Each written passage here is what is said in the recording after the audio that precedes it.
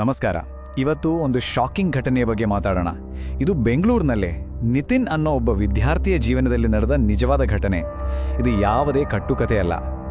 ಒಂದು ಕ್ಷಣ ಯೋಚನೆ ಮಾಡಿ, ಈ ಕಡೆ ಹೋಗಬೇಡಿ ಅಂತ ಎಲ್ಲಾದ್ರೂ ಬೋರ್ಡ್ ಹಾಕಿದ್ರೆ ನಮಗೆ ಮೊದಲು ಬರೋ ಯೋಚನೆ ಯಾಕೆ ಹೋಗಬಾರ್ದು, ಅಲ್ಲೇನಿದೆ ಅಂತ ಅಲ್ವಾ? ಆ ಕುತೂಹಲ ಕೆಲವೊಮ್ಮೆ ನಮ್ಮನ್ನ ಎಲ್ಲಿಗೆ ಬೇಕಾದರೂ ಕರ್ಕೊಂಡು ಹೋಗ್ಬೋದು. ಸರಿ, ಹಾಗಿದ್ರೆ ಕತೆ ಶುರು ಮಾಡೋಣ. ಬೆಂಗಳೂರಿನಲ್ಲೇ ಇರುವ ಒಂದು ಹಳೆಯ ಕ್ರಿಶ್ಚಿಯನ್ ಶಾಲೆ. ನೋಡೋಕೆ ತುಂಬಾನೇ ಚೆನ್ನಾಗಿದೆ, ಒಳ್ಳೆ ಹೆಸರಿದೆ. ಆದರೆ ಆ ಶಾಲೆಯ ಗೋಡೆಗಳ ಹಿಂದೆ ಒಂದು ಕರಾಳ ರಹಸ್ಯ ಬಚ್ಚಿಟ್ಕೊಂಡಿತ್ತು. ನಮ್ಮ ಕಥೆಯ ಹೀರೋ ನಿತಿನ್ 2018ರಲ್ಲಿ ಅವನು ಇದೇ ಶಾಲೆಗೆ ಸೇರ್ಕೊಳ್ತಾನೆ. ವಿಶೇಷ ಅಂದರೆ ಅವನ ಅಮ್ಮ ಕೂಡ ಅಲ್ಲೇ ಟೀಚರ್ ಆಗಿ ಕೆಲಸ ಮಾಡ್ತಿದ್ರು. ಇದರಿಂದ ಏನಾಯ್ತು ಅಂದರೆ ನಿತಿನ್ಗೆ ಶಾಲೆಯ ಒಳಗಿನ ವಿಷಯಗಳು, ರಹಸ್ಯಗಳು ಬೇಗ ಗೊತ್ತಾಗಕ್ಕೆ ಶುರುವಾಯಿತು. ಯಾವುದೇ ಹಳೆಯ ಶಾಲೆ ಥರ ಇಲ್ಲೂ ಕೂಡ ಕೆಲವು ಕಥೆಗಳಿದ್ವು. ಆದರೆ ಇವು ಸುಮ್ಮನೆ ಕಥೆಗಳಾಗಿರಲಿಲ್ಲ. ವರ್ಷಗಳ ಹಿಂದೆ ಒಬ್ಬ ವಿದ್ಯಾರ್ಥಿನಿ ಶಾಲೆಯಲ್ಲೇ ನಿಗೂಢವಾಗಿ ಸತ್ತೋಗಿದ್ಲು ಅನ್ನೋ ಮಾತಿತ್ತು. ಅದರಲ್ಲೂ 6ನೇ ಫ್ಲೋರ್. ಅಬ್ಬಾ, ಆ ಜಾಗ ಅಂದ್ರೇನೆ ಎಲ್ಲರಿಗೂ ಭಯ. ಅದು ಪ್ರೇತಬಾಧಿತ ಜಾಗ ಅಂತಿದ್ರು. ಅದಕ್ಕೇನೋ ಆ ಫ್ಲೋರ್ನ ಯಾವಾಗಲೂ ಬೀಗ ಹಾಕಿ ಮುಚ್ಚಿಡ್ತಿದ್ರು. ಹೀಗಿರುವಾಗ ಒಂದು ದಿನ ಆಗ್ಬಾರ್ದದ್ದ ಹಾಗೆ ಹೋಯಿತು. ನಿತಿನ್ ಮತ್ತೆ ಅವನ ಫ್ರೆಂಡ್ಸ್ಗೆ ಆ ನಿಷೇಧಿತ 6ನೇ ಫ್ಲೋರ್ಗೆ ಹೋಗೋಕೆ ಒಂದು ಚಾನ್ಸ್ ಸಿಕ್ಕೇ ಬಿಡ್ತು. ಮನಸ್ಸಲ್ಲಿ ಕುತೂಹಲ ಒಂದ್ ಕಡೆ, ಭಯ ಇನ್ನೊಂದ್ ಕಡೆ. ಆದರೆ ಕೊನೆಗೆ ಗೆದ್ದಿದ್ದು ಕುತೂಹಲನೇ. ನೋಡಿ, ಎಂಥ ಸಣ್ಣ ವಿಷಯದಿಂದ ದೊಡ್ಡ ಘಟನೆ ಶುರುವಾಗುತ್ತೆ. ನಿತಿನ್ ಫ್ರೆಂಡ್ ಉತ್ಕರ್ಷ್, ಅವನು ಕ್ಲಾಸ್ ಲೀಡರ್ ಆಗಿದ್ದ. ಅವನ ಟೀಚರ್ ಈ ಹಳೆ ಆನ್ಸರ್ ಶೀಟ್ಸ್ ಎಲ್ಲ ತಗೊಂಡು 6ನೇ ಫ್ಲೋರ್ನಲ್ಲಿರೋ ಲೈಬ್ರರಿಲಿ ಇಟ್ಬಾ ಅಂತ ಹೇಳ್ತಾರೆ. ಅಷ್ಟೇ. ಸರಿ, ಆನ್ಸರ್ ಶೀಟ್ಸ್ ಇಡೋ ನೆಪದಲ್ಲಿ ಆ ಫ್ಲೋರ್ಗೆ ಹೋದ್ರು. ಇಡೀ ಫ್ಲೋರ್ ಸ್ಮಶಾನ ಥರ ಇತ್ತು, ಯಾರೂ ಇರಲಿಲ್ಲ. ಲೈಬ್ರರಿ ಒಳಗೆ ಹೋದಾಗ ಅಲ್ಲೊಂದು ಹಳೆ ಡೈರಿ ಥರದ್ದು ಕಣ್ಣಿಗೆ ಬಿತ್ತು. ಅದು 2012ರ ಒಂದು ಫೇರ್ವೆಲ್ ನೋಟ್. ಶಾಲೆಯ ಆ ಕರಾಳ ರಹಸ್ಯದ ಮೊದಲ ಸುಳಿವು ಅವರಿಗೆ ಅಲ್ಲೇ ಸಿಕ್ಕಿತ್ತು. ಆ ನೋಟು ಅದು ಬರೀ ಅಕ್ಷರಗಳಾಗಿರಲಿಲ್ಲ, ಅದು ಒಬ್ಬ ಹುಡುಗಿಯ ದುರಂತ ಕಥೆಯಾಗಿತ್ತು. ಅದನ್ನು ಓದಿದ ಹುಡುಗರಿಗೆ ಆ ಜಾಗದ ಹಿಂದಿರೋ ನೋವು ನಿಧಾನವಾಗಿ ಅರ್ಥ ಆಗೋಕೆ ಶುರುವಾಯಿತು. ಆ ಡೈರಿಯ ಮೊದಲ ಸಾಲೆ ಹೀಗಿತ್ತು: ಏನಾಯ್ತು ಅಂತ ನನಗೊತ್ತಿಲ್ಲ, ನಾನು ಸುಮ್ಮನೆ ನನ್ನ ಗಿಟಾರ್ ಪ್ರಾಕ್ಟೀಸ್ ಮಾಡ್ತಿದ್ದೆ. ಈ ಒಂದು ಸಾಲು ಮುಂದೆ ನಡಕಪೋರೋ ದುರಂತದ ಮುನ್ನುಡಿಯಾಗಿತ್ತು. ಆ ನೋಟ್ ಪ್ರಕಾರ 2012ರಲ್ಲಿ ನಡೆದ ಘಟನೆ ಇದು. ಗೀತಾ ಅಂತ ಒಬ್ಬಳು 9ನೇ ಕ್ಲಾಸ್ ಹುಡುಗಿ. ಅವಳಿಗೆ ಯಾರೂ ಇರಲಿಲ್ಲ, ಅನಾಥೆ. ಅವಳು ಮಧ್ಯಾಹ್ನ 6ನೇ ಫ್ಲೋರ್ನಲ್ಲಿ ಗಿಟಾರ್ ಪ್ರಾಕ್ಟೀಸ್ ಮಾಡ್ತಿದ್ಳು. ಆಗ ಗಿಟಾರ್ ಸ್ಟ್ರಿಂಗ್ ತುಂಡಾಗಿ ಕೈಗೆ ಗಾಯ ಆಗುತ್ತೆ. ಇದನ್ನು ನೋಡಿದ ಒಬ್ಬ ಟೀಚರ್ ಬ್ಯಾಂಡೇಜ್ ತರೋಕೆ ಅಂತ ಕೆಳಗೆ ಹೋಗ್ತಾರೆ. ಅಷ್ಟರಲ್ಲಿ ಗೀತಾ ವಾಶ್ರೂಮ್ಗೆ ಹೋಗ್ತಾಳೆ. ವಾಪಸ್ ಬಂದ ಟೀಚರ್ಗೆ ಅವಳು ಕಾಣಲ್ಲ.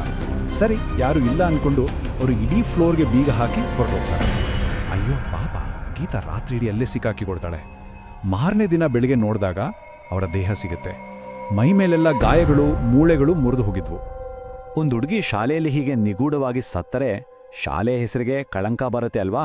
ಅದಕ್ಕೋಸ್ಕರ ಶಾಲೆ ಮ್ಯಾನೇಜ್ಮೆಂಟ್ ಒಂದು ಉಪಾಯ ಮಾಡುತ್ತೆ. ಗೀತಾಳ ಚಿಕ್ಕಪ್ಪನಿಗೆ ದುಡ್ಡು ಕೊಟ್ಟು ಇಡೀ ವಿಷಯವನ್ನು ಅಲ್ಲೇ ಮುಚ್ಚಾಕ್ಬಿಡ್ತಾರೆ. ಅವಳ ಸಾವಿನ ಹಿಂದಿನ ನಿಜವಾದ ಕಾರಣ ಯಾರಿಗೂ ಗೊತ್ತಾಗದ ಹಾಗೆ ರಹಸ್ಯವಾಗಿ ಉಳಿದೋಯ್ತು.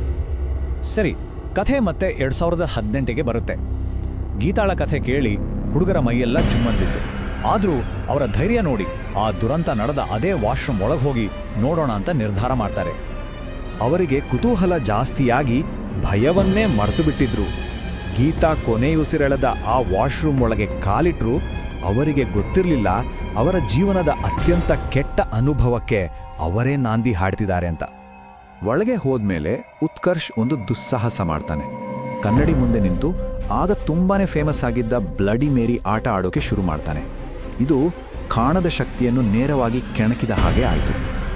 ಆಟ ಶುರು ಮಾಡಿದ ಒಂದೇ ಕ್ಷಣದಲ್ಲಿ ಎಲ್ಲವೂ ಬದಲಾಗಿ ಹೋಯಿತು.